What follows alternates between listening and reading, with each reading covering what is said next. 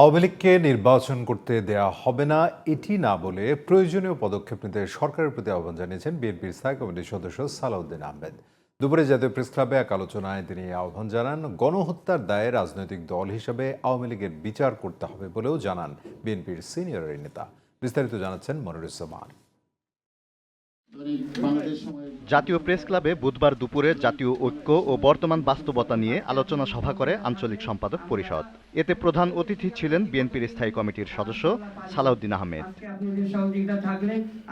একটি জাতিকে এগিয়ে নেয়ার প্রাণশক্তি জাতীয় ঐক্য মন্তব্য করে সালাউদ্দিন আহমেদ বলেন, এই ঐক্যই স্বৈরাচারের পতন ঘটিয়েছে।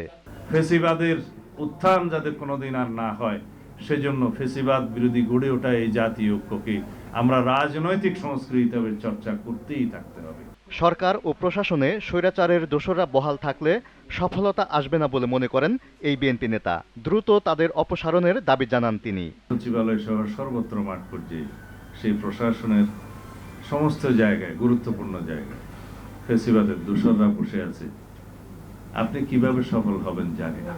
বিএনপি সহ বিরোধী দলীয় নেতৃবৃন্দদেরকে সাজা নিশ্চিত করেছে এই নিশিরাতে আদালত বসিয়ে। তারা আজকে কোথায় আমরা জানি কে কোথায় আছে। গণহত্যার জন্য রাজনৈতিক দল হিসেবে আওয়ামী লীগের বিচার দাবি করেন সালাউদ্দিন আহমেদ। না হলে নির্বাচন থেকে দূরে রাখা যাবে না বলে মন্তব্য করেন তিনি। গণহত্যার এবং মানবতা বিরোধী অপরাধের জন্য রাজনৈতিক সংগঠন হিসেবে বিচার দাবি করছি।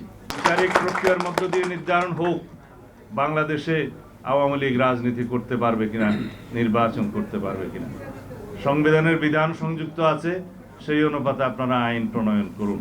জুলাই ঘোষণাপত্র নিয়ে তাড়াহুড়ো না করে জাতীয় ঐক্যের ভিত্তিতে ঘোষণার পরামর্শ দেন সালাউদ্দিন আহমেদ। এটাকে কিভাবে রাজনৈতিক দলিল হিসাবে শীঘ্র প্রণয়ন করা যায় সেটা আমরা পদক্ষেপ নিচ্ছি।